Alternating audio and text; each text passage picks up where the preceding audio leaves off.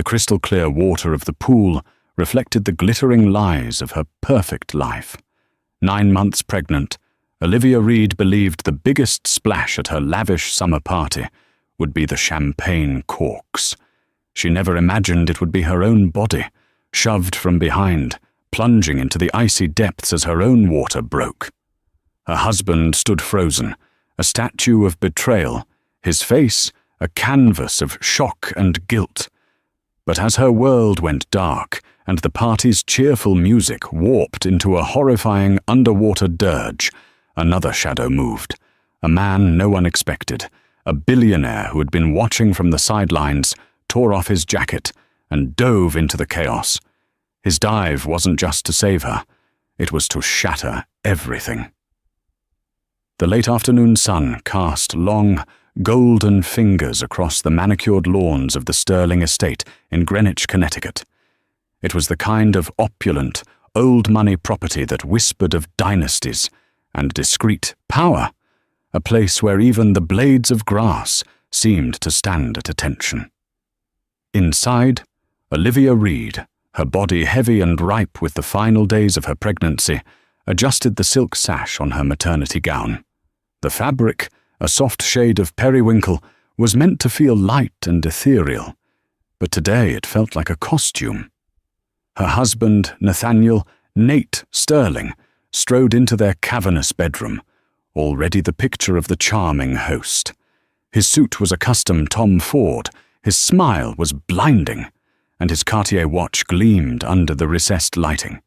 He was the golden heir to the Sterling financial empire, a man who had been sculpted by privilege from the moment of his birth. "You look breathtaking, Liv," he said, kissing her cheek. The gesture was flawless, practiced, but the scent of an unfamiliar, cloyingly sweet perfume clung to him. It wasn't hers. Olivia's heart gave a familiar, painful little squeeze, a sensation she had been trying to ignore for months. "You're late," she said, her voice softer than she intended. "I was getting worried. Closing a big deal, sweetheart. For us. For the baby." He gestured vaguely, as if multi-million-dollar transactions were as mundane as picking up milk. He ran a hand over her swollen belly. "How's our little champion doing?" "He's quiet today," Olivia replied, forcing a smile. "Resting up before the big event, I suppose." She meant the birth, but looking around at the army of caterers and valets already assembling downstairs, she knew Nate was thinking of the party. Tonight was the annual Sterling Foundation Summer Gala, a mandatory spectacle for New York's elite. It was always held here, at their home, a showcase of their supposed perfect life. But for Olivia, the house had started to feel less like a home and more like a beautifully decorated prison. Her own career as a promising residential architect had been put on indefinite hold the moment Nate's family announced their engagement. A sterling wife, his mother had explained with a smile as thin as a razor, didn't work. She managed the household, sat on charity boards, and, most importantly, produced an heir. Olivia had tried. She'd overseen the renovations, planned the menus, and smiled until her face ached at countless dinners. She'd told herself the unease she felt was just the stress of fitting into a world so different from her own middle-class upbringing. She ignored the late nights Nate claimed were work, the hushed phone calls he took in another room, the growing emotional chasm between them. The baby, she'd reasoned, would fix everything. Their son would be the bridge to reconnect them, the foundation for their real family. Downstairs, the party began to swell, the air filled with the polite murmur of 100 conversations, the clinking of crystal glasses, and the gentle strains of a string quartet playing near the rose garden. Olivia descended the sweeping staircase on Nate's arm, playing her part. She greeted bankers, politicians, and socialites, their faces a blur of air kisses and insincere compliments about her maternal glow. Nate was in his element, a king in his court. He moved through the crowd with an easy grace, his hand resting possessively on the small of Olivia's back. But his eyes kept darting around, scanning the guests with an anxiety that belied his relaxed posture. Olivia knew he was looking for someone. Her stomach tightened. She found a quiet corner on the flagstone terrace overlooking the magnificent infinity pool. The water was a placid sheet of turquoise under the twilight sky, reflecting the fairy lights strung through the ancient oak trees. She placed a hand on her belly, feeling the weight and the profound reality of the life within her. In 2 weeks, maybe 3, she would be a mother. The thought was both terrifying and the only truly solid thing in her life. "Tired already?" The voice was smooth, confident, and dripping with a condescending sweetness. Olivia turned to see Victoria Vance. Victoria was a vice president at Sterling Investments, a shark in a Chanel suit. She had impossibly sharp features, raven black hair pulled into a severe chignon, and eyes that seemed to analyze everything for its transactional value. She was everything Olivia was not: polished, ruthless, and unmarried. And for the past 6 months, Olivia had harbored a sick certainty that Victoria was the reason for the strange perfume on her husband's collars. "Just taking a moment," Olivia said, her voice carefully neutral. Victoria's gaze swept over Olivia's swollen form, a flicker of something unreadable. Distaste? Pity? In her eyes. "You're brave to host an event like this, so close to your condition. I would have cancelled. All this stress can't be good for the baby." It was a perfectly crafted insult, disguised as concern. Nate insisted. "He says it's important to keep up appearances." Victoria smiled, a slow, predatory curving of her lips. "Oh, Nate is all about appearances. It's his greatest strength. And his greatest weakness?" She leaned closer, her voice dropping to a conspiratorial whisper. "He likes things to be perfect, pristine. No messy complications." The implication hung in the air between them, thick and suffocating. Olivia felt a chill despite the warm summer evening. She could see Nate across the lawn, laughing with a senator, completely oblivious to the silent, brutal warfare being waged on his own terrace. He looked over, caught her eye, and gave a small, encouraging smile before turning back to his conversation. He had no idea. Or worse, he knew, and simply didn't care. As the night deepened, a strange, heavy feeling settled over Olivia. The baby, who had been so still, began to shift restlessly. A dull ache started low in her back, a persistent thrumming she tried to dismiss as Braxton Hicks. She needed to sit down, to get away from the prying eyes and the suffocating pleasantries. She made her way towards the more secluded end of the pool, where a few chaise lounges sat empty in the shadows. She watched Victoria circle Nate, her hand brushing his arm, her head tilted, just so as she laughed at something he said. The intimacy was casual, public, and utterly devastating. It was a declaration. Victoria wasn't just a fling. She was laying a claim. Olivia's carefully constructed denial began to crumble, the pieces falling away to reveal the ugly, terrifying truth she had refused to confront. Her marriage was a lie. Her perfect life was a stage play, and her role was about to be written out of the script. The ache in her back intensified, wrapping around her abdomen in a tight, unwelcome embrace. It was more than just a cramp. It was a warning. The party churned on, a well-oiled machine of wealth and influence. Laughter pealed through the air, but to Olivia it sounded harsh and mocking. She sat on the edge of a cushioned lounge chair, hidden partly by the sprawling branches of a Japanese maple, trying to breathe through the tightening bands of pain around her belly. Each one was a little stronger, a little more insistent than the last. This wasn't Braxton Hicks. This was real. She needed to find Nate, to tell him they had to go to the hospital. Panic began to prickle at the edges of her composure. She pushed herself to her feet, her hand instinctively cradling her stomach, and scanned the glittering crowd for her husband. She saw him near the edge of the pool, his back to her. He wasn't talking to the senator anymore. He was with Victoria. They were standing close, their bodies angled toward each other in a private bubble amidst the chaos of the party. Victoria reached up and straightened Nate's tie, a gesture so brazenly proprietary that it stole the breath from Olivia's lungs. Nate didn't pull away. He leaned in, his lips moving as he spoke softly, his expression intense. Olivia's world tilted on its axis. The sight confirmed everything, every whispered fear, every seed of doubt that had taken root in her heart. This wasn't a flirtation.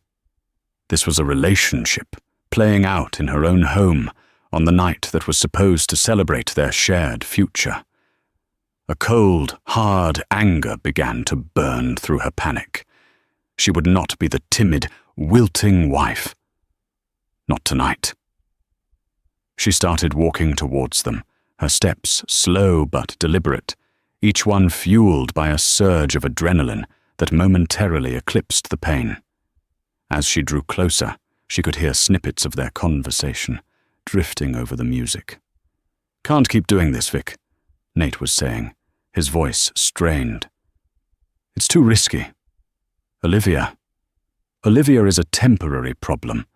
Victoria's voice was a venomous hiss, sharp and clear. "You told me you would handle it. You promised me that once the heir was born, you'd have fulfilled your family duty. Then you and I could be together properly. It's not that simple," Nate hedged, running a hand through his perfectly coiffed hair. "My father.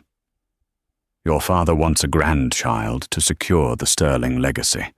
He doesn't care who the mother is, as long as the child has your name." Victoria shot back.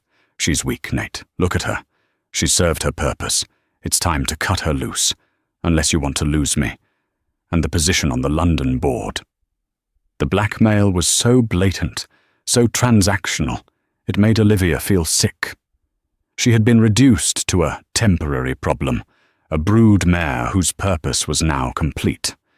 She stopped just a few feet behind them, shrouded in the shadows. The betrayal was a physical blow, knocking the wind out of her and intensifying the contraction that seized her body. She gasped, a small, involuntary sound. Nate and Victoria whipped around.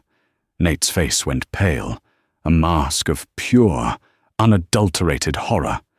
He looked from Olivia's pained expression to Victoria's defiant sneer, a man caught in a trap of his own making. "Liv," he stammered, taking a step towards her. "It's not. We were just talking business." The lie was so pathetic, so insulting, that Olivia almost laughed. "Business?" she repeated, her voice trembling with a mixture of pain and rage. "Is that what you call this, Nate? Planning my obsolescence?" Victoria stepped forward, positioning herself slightly in front of Nate, a viper shielding its mate. Her smile was gone, replaced by a look of cold, hard assessment. "He's trying to spare your feelings, darling. But since you're here, let's not pretend. Your fairy tale is over." "Get away from my husband," Olivia said, her voice low and dangerous. Victoria let out a short, sharp laugh. "Your husband? Oh, you sweet, naive thing. He's only your husband on paper. His ambition, his future, that's all with me." Another contraction ripped through Olivia, stronger this time. She gritted her teeth, her knuckles turning white as she clutched the back of a nearby chair for support. "Nate, the baby! It's coming! We have to go!" Nate looked utterly paralyzed, his eyes wide with panic. He was a man who excelled at boardroom negotiations and charming investors, but he was completely out of his depth in the face of raw, messy human emotion. He looked at Olivia, then at Victoria, his face a pathetic tableau of indecision. It was that indecision that broke Olivia's heart more than the affair itself. In the moment that mattered most, he couldn't choose her. He couldn't even move. Victoria saw it too. She saw his weakness and her opportunity. Her eyes, which had been fixed on Olivia's face, flickered down to her stomach, then to the dark, gleaming water of the pool just inches behind her. A horrifying, calculated idea sparked in their depths. "A complication," Victoria murmured, almost to herself. "He hates complications." She took another step forward, her expression shifting into something that looked unnervingly like pity. "You know, a shock can sometimes speed things along. Maybe this is for the best. A clean break for everyone." Before Olivia could process the words, before she could even react, Victoria's hands shot out. It wasn't a gentle push. It was a violent, deliberate shove, aimed squarely at Olivia's chest. The force of it, combined with her precarious balance and the crippling contraction that chose that exact moment to peak, sent her stumbling backward. Her heel caught on the edge of the coping. For a surreal, heart-stopping second, she was suspended in air, her arms flailing. The shocked faces of her husband and his mistress burned into her memory.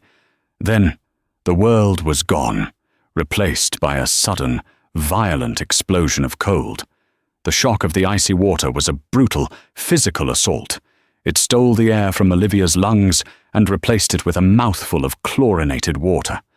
The periwinkle silk of her gown, once so elegant, instantly became a leaden shroud, tangling around her legs and pulling her down into the illuminated blue depths.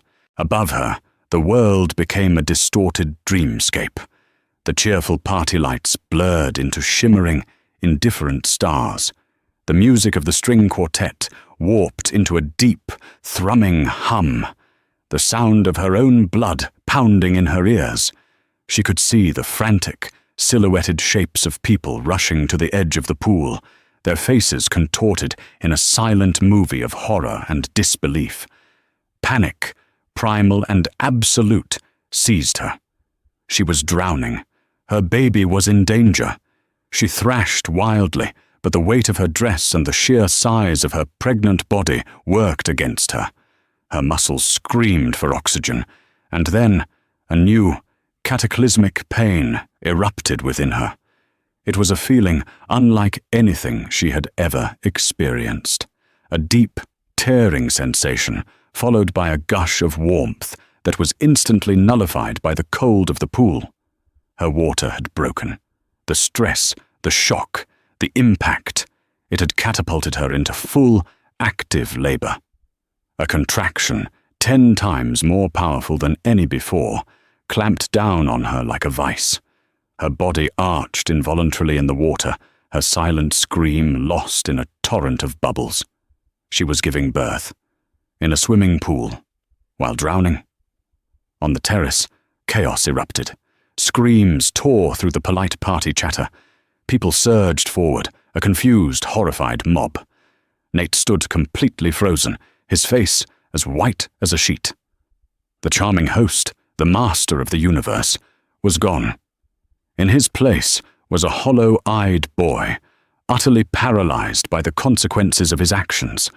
He stared at the spot where Olivia had vanished beneath the water, his mouth opening and closing like a fish. He didn't move. He didn't shout. He didn't dive. He just stood there, a monument to his own cowardice. Victoria, for her part, had already begun to spin her story. "She slipped!" she shrieked, her voice high and theatrical. Oh my God, she was dizzy. She stumbled and fell in. Someone do something. She was creating her alibi, planting the seeds of an accident in the minds of the panicked onlookers.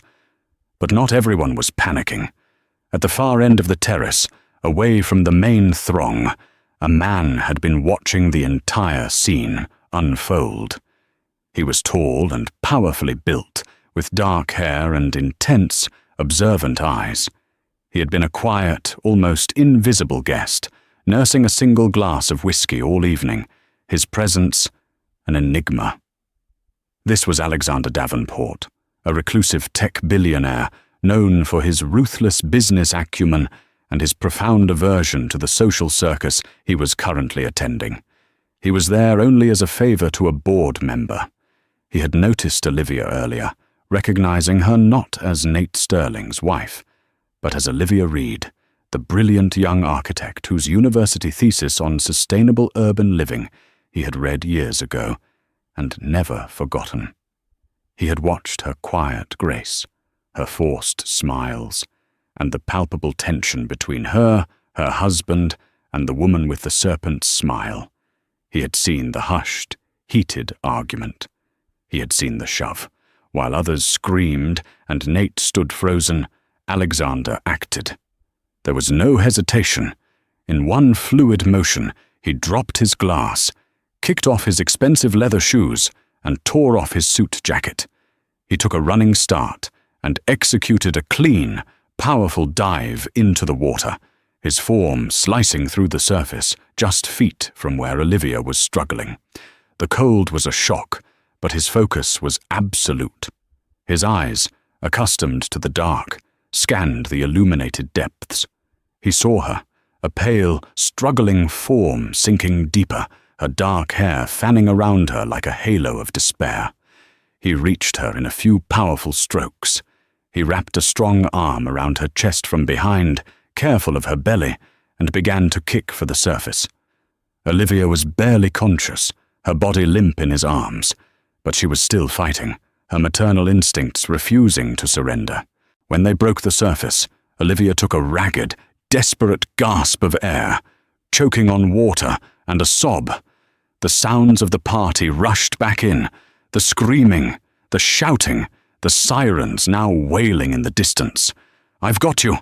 Alexander's voice was a low, calm rumble in her ear, a rock in the middle of a hurricane. "Breathe, just breathe." He towed her to the side of the pool, where hands were now reaching down to help. He lifted her with surprising strength, and several men managed to haul her onto the flagstone. She collapsed onto the ground, a shivering, soaking mess, gasping for air. Another contraction racked her body, and she cried out, curling into a fetal position. "The baby!" she gasped, her voice raw. "It's coming! The baby is coming now!" Nate finally snapped out of his trance, rushing forward. "Olivia, oh God, live, But Alexander was there first. He had vaulted out of the pool and was kneeling beside her, shrugging off his wet shirt to wrap around her shivering shoulders. When Nate tried to touch her, Alexander put up a hand, blocking him. His eyes, usually calm and analytical, were now chips of ice. "Don't you touch her," he said, his voice quiet, but laced with a lethal fury that made Nate recoil as if he'd been struck. "You've done enough." Paramedics swarmed the scene, pushing through the gawking guests. They took one look at Olivia, pale, shivering, and clearly in advanced labor, and their training took over. They loaded her onto a stretcher, barking questions she couldn't answer. As they lifted her, Olivia's eyes found Alexander's. He was soaking wet, his designer clothes ruined, but his gaze was steady and unwavering. In that single look, a silent promise was made. He wasn't just a random stranger who had pulled her from the water. He was something else. A witness, a protector. Her eyes then slid to Nate, who stood helplessly by, his face a mess of pathetic self-pity. And then she saw Victoria, standing behind him, her mask of fake concern firmly in place, but her eyes gleaming with a cold, triumphant victory. She thought she had won. She had removed the temporary problem. But as Olivia was wheeled towards the ambulance, a fierce, primal strength surged through her. Victoria hadn't won. She had just started a war. And Olivia, with the life of her child hanging in the balance, was ready to fight. The ambulance ride was a blur of flashing lights, frantic voices, and the rhythmic beeping of monitors. The paramedics worked with practiced efficiency, wrapping Olivia in thermal blankets and administering oxygen. But nothing could stop the relentless, overwhelming waves of labor. Each contraction was a brutal reminder of the pool, of Victoria's hands on her chest, of Nate's unforgivable paralysis. The physical pain was immense, but it was the pain of betrayal that truly threatened to consume her.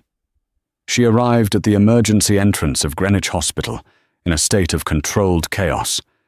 Doctors and nurses were waiting, shouting medical jargon as they wheeled her gurney through sterile white hallways.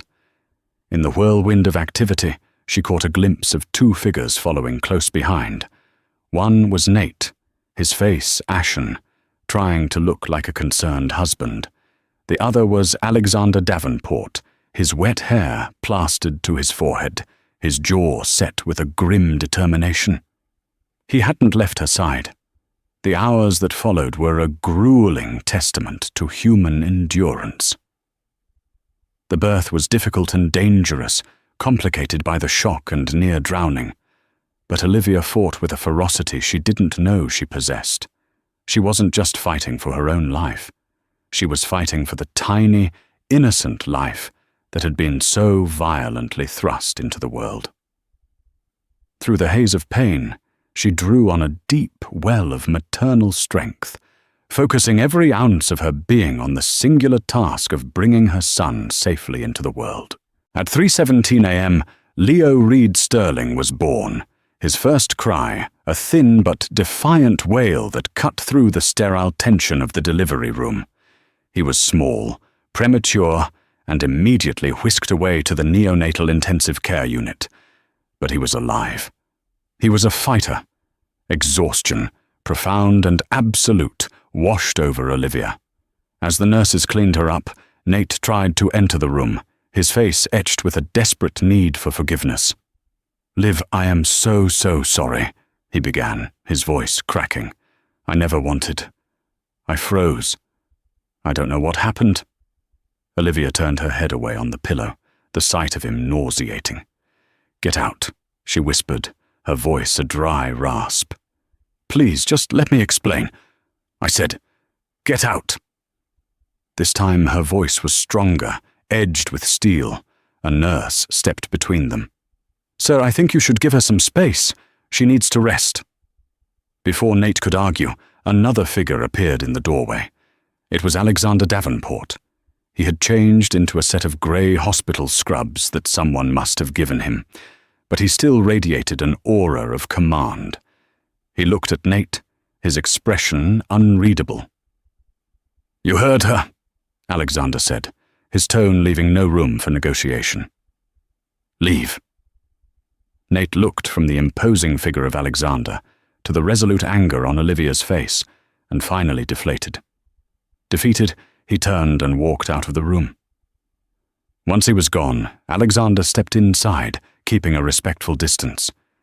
"The doctors say your son is strong. He's in good hands." Olivia looked at him, truly looked at him, for the first time. "Why are you here?"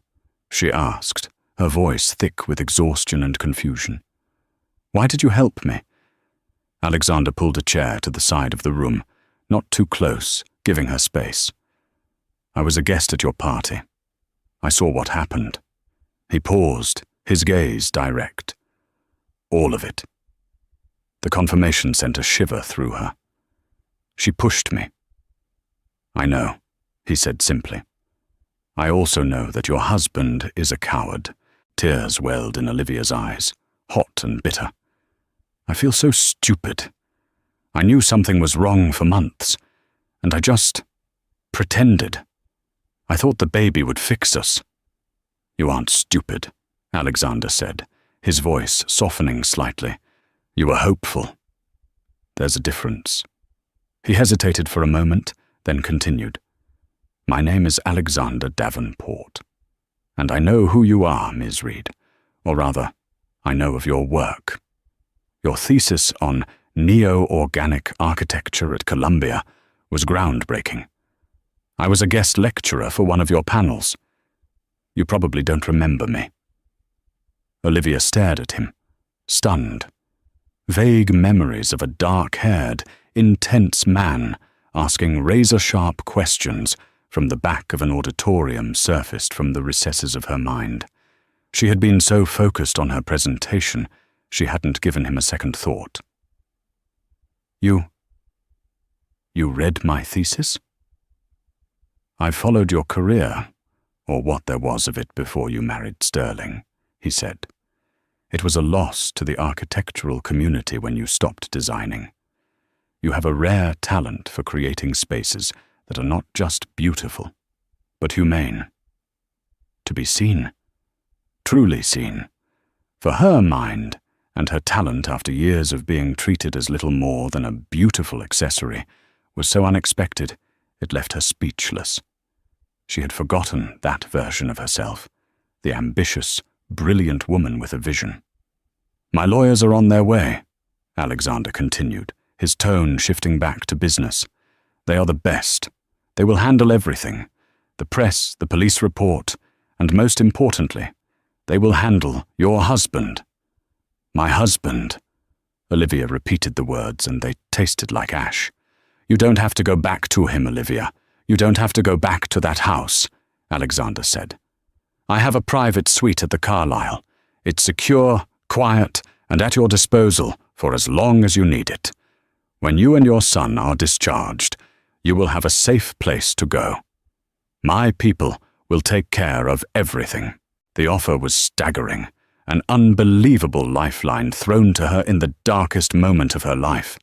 A billionaire she barely knew was offering her sanctuary, legal protection, and a way out. Why? She asked again, her voice barely a whisper. Why would you do all this for me? Alexander's intense gaze met hers. Because I know what it's like to be trapped in a gilded cage, and because I believe people with talent like yours deserve to be protected from predators like Nathaniel Sterling and Victoria Vance. Let's just say I have a vested interest in seeing them get what they deserve. A knock on the door interrupted them. A woman in a sharp suit entered, carrying a briefcase. Mr. Davenport, I'm Eleanor Vance, from your legal team. Not Vance, Alexander corrected her curtly. Use your maiden name. We don't want any confusion. Of course, Eleanor Shaw, she amended smoothly. Mrs. Sterling, I'm so sorry for what you've been through. We're here to help. As the lawyer began to speak in calm, reassuring tones about restraining orders and divorce proceedings, Olivia felt a flicker of something she hadn't felt in years. Power. It wasn't the borrowed power of the Sterling name. It was her own. The choice was hers. She could crumble, or she could fight. Looking at the determined face of Alexander Davenport and the capable demeanor of the lawyer he had summoned, she made her decision. She thought of her son, Leo, fighting for his life in an incubator just down the hall. He deserved a mother, not a victim. Okay, Olivia said, her voice clear and steady. Tell me what we do first. The next few days were a strange cocoon of antiseptic quiet and furious legal activity. Olivia recovered in a private hospital wing, the kind reserved for foreign dignitaries and celebrities, a courtesy arranged and paid for by Alexander. He was a discreet but constant presence. He didn't hover, but he made sure she had everything she needed. Food, security at her door to keep Nate and the press away, and most importantly, regular updates on Leo's condition. Her son was a tiny, fragile miracle. Watching him through the sterile plastic of the incubator, his tiny chest rising and falling, Olivia felt a love so fierce and protective it was like a physical shield around her heart. He was the only thing that mattered. Every decision she made from this point forward would be for him. Nate tried desperately to get to her. He sent flowers, extravagant, funereal arrangements of white lilies that Olivia had the nurses throw away immediately. He sent pleading text messages, rambling emails, and left voicemails oscillating between tearful apologies and frustrated anger. He was a man unraveling, stripped of his power and control. Olivia ignored them all. The man she had once loved had ceased to exist the moment he stood by and watched her fall. Alexander's lawyer, Eleanor Shaw, was a marvel of efficiency. She moved with the speed and precision of a military strategist, while Olivia focused on healing and spending every possible moment with Leo.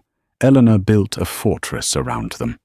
She filed a petition for an emergency order of protection against both Nate and Victoria, citing the assault at the party. The police report, which included Alexander's damning eyewitness testimony, made the order a certainty. On the third day, Eleanor arrived in Olivia's room with a tablet and a grim expression. "Olivia, there's something you need to see. Mr. Davenport felt it was important for you to understand the full scope of what you're dealing with." She played a video file. It was security footage from the Sterling Estate's poolside cameras, footage Alexander's tech team had managed to acquire. The video was silent, but it was horrifyingly clear. It showed the argument, Victoria's aggressive posture, Nate's passivity, and then the final, brutal shove. It captured Olivia's fall, Nate's frozen horror, and Victoria's immediate, calculated performance of a concerned bystander. Watching it was like being pushed into the water all over again. But this time, there was no panic, only a cold, hard certainty. "This is indisputable," Olivia said, her voice devoid of emotion. "It gets worse," Eleanor said, swiping to another file. This one contained financial records, bank statements, credit card bills, wire transfers, all from Nate's corporate accounts. "For the past year," Eleanor explained, "Nate has been embezzling funds from a Sterling investment subsidiary. Not a huge amount by their standards, but enough to constitute felony grand larceny. He's been funneling it into a shell corporation." She highlighted the name of the corporation, VV Enterprises. "Victoria Vance," Olivia breathed. "Exactly," Eleanor confirmed. "He used company money to finance her lifestyle. The lease on her Tribeca apartment, a new Porsche, trips to St. Bart's. He was buying her loyalty while she was plotting your removal. The sheer, calculated cruelty of it was staggering. It wasn't just an affair, it was a conspiracy. They had been systematically dismantling her life while she was naively planning a nursery." "What does this mean for me?" Olivia asked. "It means we have leverage," a deep voice said from the doorway. Alexander stepped in, dressed in a perfectly tailored dark suit. "Nathaniel Sterling is a weak man, but he is terrified of one thing: his father. William Sterling was the patriarch of the family, a ruthless, old-guard titan of Wall Street who had built the Sterling Empire through sheer force of will. He valued strength, legacy, and above all, the pristine reputation of the family name. William Sterling can stomach a messy divorce," Alexander continued, his eyes locked on Olivia's. "He can't stomach a public scandal involving embezzlement and a criminal assault charge against his son and heir.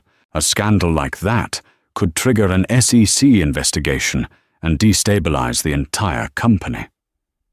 The strategy was clear. They weren't just going to file for divorce.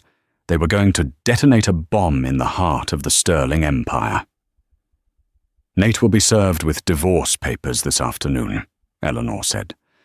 "The petition will cite adultery and extreme cruelty. We will also include a separate, sealed letter from my office to his father's legal counsel, outlining the evidence we possess regarding the embezzlement and the assault. We will give them a choice: a quiet, swift, and extraordinarily generous settlement for you and your son, with Nate and Victoria vanishing from your life forever. Or we release everything to the district attorney and the New York Times." It was brutal. It was brilliant. It was a language the Sterlings would understand. "I don't want their money," Olivia said, a flare of her old pride surfacing. "This isn't about their money," Alexander countered gently. "It's about your freedom, your security. It's about ensuring that you and Leo have the resources to build a new life. A life where you never have to depend on anyone like Nate Sterling again. It's about taking back the power they took from you." He was right. This was justice. This was about ensuring Leo would never have to be under the influence of the toxic Sterling legacy. "Do it," Olivia said, her resolve hardening into diamond. That afternoon, Nate was served with the divorce papers at his office. The fallout, they learned later, was immediate and spectacular. An hour after Nate received the papers, a frantic call was placed from William Sterling's personal attorney to Eleanor Shaw's office. A meeting was requested for the following day. The balance of power had shifted completely. Olivia was no longer the discarded wife.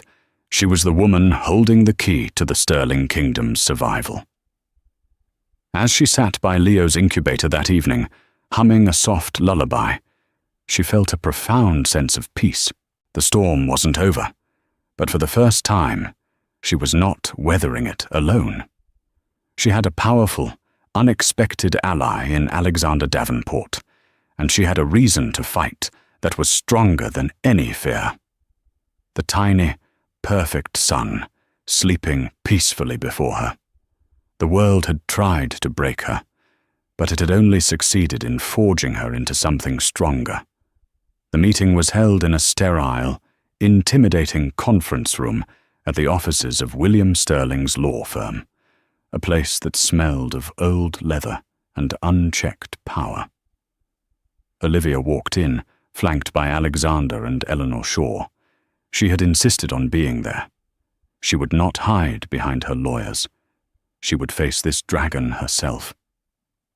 On the other side of the polished mahogany table sat William Sterling, a man who looked as if he had been carved from granite.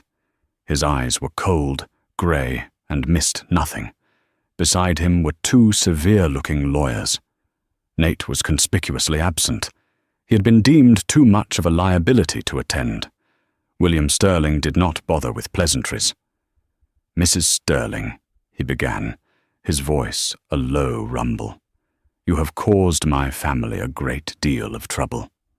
Your son and his mistress pushed me, 9 months pregnant, into a pool and left me to drown," Olivia responded, her own voice clear and steady, betraying none of the nervousness she felt. "I believe the trouble started there." A flicker of annoyance crossed William's face. He was not used to being contradicted. "My son is a fool. His indiscretion with Ms. Vance was a regrettable lapse in judgment. He is being dealt with. Ms. Vance has already been terminated from her position." "Terminated?" Olivia scoffed. "She committed aggravated assault. That's a crime, not a lapse in judgment." "Let's not be melodramatic," one of William's lawyers interjected. "It was a chaotic situation. Eyewitness accounts vary. It would be her word against yours." "Not quite," Alexander spoke for the first time, his voice cutting through the tension. "It would be her word against the high-definition security footage of the incident. Footage we have in our possession." The color drained from the faces of William's lawyers. William himself merely narrowed his eyes at Alexander. "Mr. Davenport, I wasn't aware you had a personal stake in my family's domestic affairs." "I have a personal stake in justice," Alexander replied coolly, "and in the well-being of Ms. Reed and her child." "I see," William said, his gaze returning to Olivia. He slid a folder across the table. "This is our offer. It is a one-time settlement. It is more than generous. It will set you and the child up for life. In return, you will sign a non-disclosure agreement of the strictest terms. You will cede full custody of the boy to his father, to be raised as a Sterling. You will be granted generous visitation rights, of course." Olivia stared at him in disbelief. The sheer audacity of the demand was breathtaking. They didn't just want her silence. They wanted her son. They wanted to take the only pure and good thing in her life and raise him in their toxic world, erasing her from the equation. The protective fury that had been simmering inside her boiled over. She laughed, a sharp, humorless sound that echoed in the silent room. "You want to buy my son?" she said, her voice dripping with contempt. "After what your family did to us, you think you can throw money at me, and I'll hand over my child to be raised by a weak, adulterous coward and a grandfather who sees him as nothing more than a name on a legacy. Absolutely not." She stood up, her hands flat on the table. "Here is my counteroffer. You will agree to every single one of our terms. The financial settlement will be placed in a trust for Leo, which I alone will manage. Nate will terminate his parental rights completely, and will never be allowed to see his son. His name will be legally changed to Leo Reed. The Sterling name will not touch him. You will also create a multi-million-dollar charitable fund in my name, dedicated to supporting single mothers who are victims of domestic abuse. If you agree, the evidence of your son's crimes stays private. If you refuse," she leaned forward, her eyes locking with William's, "then I will walk out of this room and straight to the district attorney's office. I will own this news cycle, and the world will know exactly what kind of men the Sterlings are. Your legacy will be one of scandal and shame." The room was silent. William Sterling stared at her, his expression a mixture of fury and, for the first time, a grudging respect. He had tried to intimidate her, to treat her like just another problem to be managed with money, but he had miscalculated. He had not accounted for a mother's rage. But the battle was not over. Thrown under the bus by both Nate and his father, Victoria Vance was not a woman to go quietly. Fired, disgraced, and facing potential criminal charges, she was cornered. And a cornered viper is at its most dangerous. She couldn't go after Olivia directly, not with the restraining order and Alexander Davenport's resources protecting her. So she went after the one thing she knew could hurt them all: the company. Victoria contacted a rival investment firm, an old enemy of William Sterling's. She had more than just knowledge of Nate's affair. She had been his accomplice in his financial crimes and privy to some of the Sterling Empire's most sensitive secrets. She knew about off-the-books accounts, questionable trades, and borderline illegal strategies William had used to build his fortune. She had information that could do far more damage than a simple domestic scandal. She offered it all to the rival firm in exchange for a lucrative consulting contract and protection from the Sterling fallout. It was a spectacular act of betrayal aimed at burning down the entire kingdom she had once hoped to rule. News of the corporate espionage and impending exposé reached Alexander's ears through his vast network of contacts. He brought the information to Olivia. "This changes things," he said grimly. "Victoria is trying to start a war on Wall Street. William will be forced to consolidate his power. He might see fighting you in court as the lesser of two evils, a way to bury everything in litigation for years." It was a new, unexpected twist. Victoria, the architect of Olivia's misery, had just become an unwitting and dangerous variable. She could inadvertently give William Sterling the cover he needed to fight back, to drag Olivia through a brutal, public custody battle. The Empire was striking back, not with a direct assault, but with the chaos sown by a scorned woman. Olivia's brief sense of victory vanished, replaced by a cold dread. The fight for her son's future had just become infinitely more complicated. The news of Victoria's corporate treason sent shockwaves through the Sterling camp.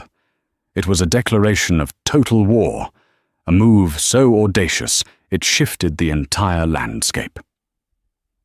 For a tense 24 hours, Olivia, Alexander, and their legal team waited, uncertain of how William Sterling would react to this new, far greater threat. Would he dig in his heels, fighting a war on two fronts, or would he see the wisdom in cauterizing one wound to focus on the other? The answer came in the form of a summons. William Sterling wanted another meeting. This time the venue was different. Not the cold, impersonal law office, but his private study in his cavernous Fifth Avenue penthouse. And this time he requested to see Olivia alone. Against the strenuous advice of her lawyers, Olivia agreed. Alexander insisted on accompanying her, waiting in an adjoining room. "I'll be right here," he said, his hand briefly touching her arm in a gesture of solidarity. "You are not alone in this." Olivia entered the study. It was a room steeped in power, panelled in dark wood and lined with leather-bound books that looked as though they had never been read. William Sterling stood by a large window overlooking Central Park, a glass of amber liquid in his hand. He looked older than he had in the conference room, the weight of the new crisis visible in the lines around his eyes. "Thank you for coming, Olivia," he said, his tone devoid of its earlier arrogance. He gestured to a chair. "Please." Olivia remained standing. "I'm not here for pleasantries, William. What do you want?" He took a slow sip of his drink. "Miss Vance has made a grave miscalculation. She believes she can destroy me. She will find that the Sterling name has survived far worse than a treacherous little upstart." He looked at Olivia, his gaze appraising. "But she has created a distraction, one that will require my full attention." He walked over to his massive desk and picked up a pen. "You were right. I misjudged you. I saw you as my son's wife, a temporary fixture. I failed to see you as a mother. My own mother was a formidable woman. She would have done exactly what you are doing." He gestured to a set of documents on the desk. "This is the agreement, drafted to your exact specifications. The trust for the boy, Leo Reed. The termination of Nathaniel's parental rights. The charitable foundation in your name. Everything you asked for." Olivia's heart hammered against her ribs. It was victory, complete and total. "Why the change of heart?" she asked, suspicious. "It is not a change of heart. It is a strategic decision," he said bluntly. "I am in the fight of my life against this rival firm, a fight sparked by the mess my son created. I cannot afford another public battle. You have become a secondary front I can no longer afford to fight on. You have won." He signed the documents with a flourish of his pen. "My lawyers will file this in the morning. It will be done." He looked up at her, a strange, almost melancholy expression on his face. "Nathaniel is ruined. He has no head for this kind of crisis, no stomach for the fight. He will be sent to a wellness retreat in Switzerland indefinitely. He is a disappointment. Perhaps," he added, his voice dropping, "it is for the best that the boy does not carry my name. The legacy has become a burden." It was the closest the proud patriarch would ever come to an apology. Olivia took the documents, her hands steady. She had done it. She had saved her son. The weeks that followed were a whirlwind of change. The divorce was finalized with quiet, brutal efficiency. The Sterling scandal, when it broke, was purely financial. The press reported on Victoria Vance's corporate espionage and the subsequent SEC investigation into Sterling investments. The story of the assault at the party, of the near drowning, remained buried, a private horror known only to a few. William Sterling, true to his word, managed the crisis, but the damage was immense. His company was crippled, his reputation tarnished, and his son was in exile. Olivia and Leo moved out of the hospital, and into the quiet luxury of the Carlisle suite Alexander had provided. With the legal battle over, Olivia focused on her son and on rediscovering herself. She started sketching again, her old passion for architecture reignited. The designs that flowed from her pen were different now.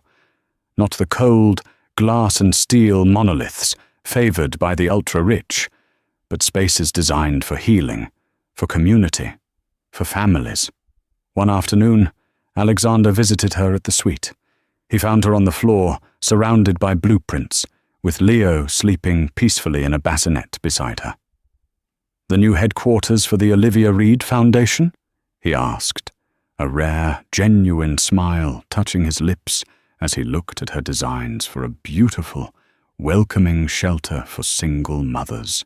"The first of many, I hope," she said, her face glowing with a passion he hadn't seen before.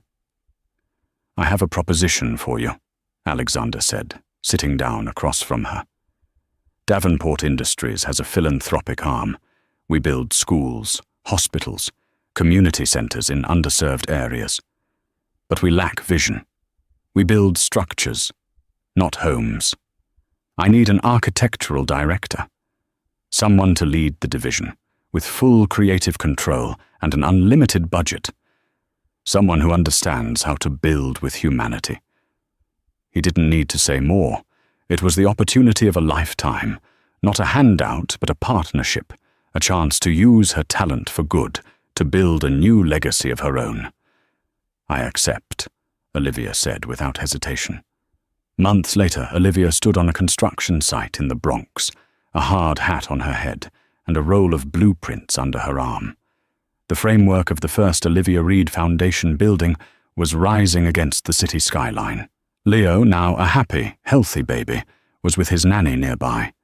Alexander stood beside her, his suit replaced by a simple jacket and jeans. They weren't lovers. Not yet.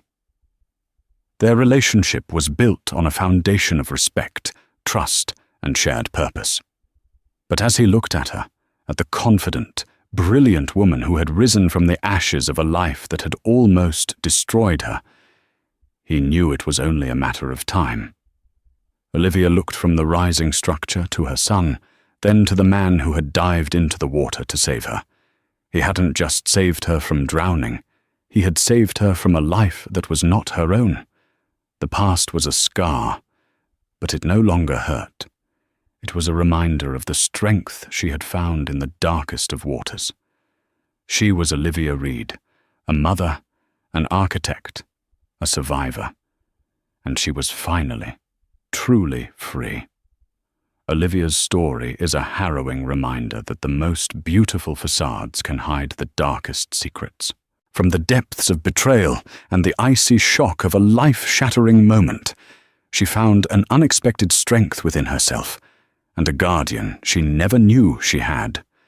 Her fierce fight for her son and for her own identity proves that even after the worst storms, you can rebuild a life on a new foundation, one that is stronger and more authentic than ever before.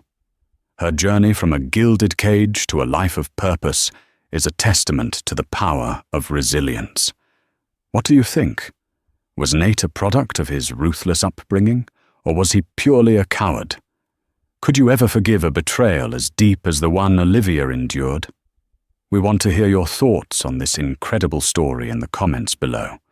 If you were moved by Olivia's fight for survival and justice, please give this video a like, share it with someone who needs to hear a story of resilience, and be sure to subscribe to our channel for more unforgettable real-life dramas.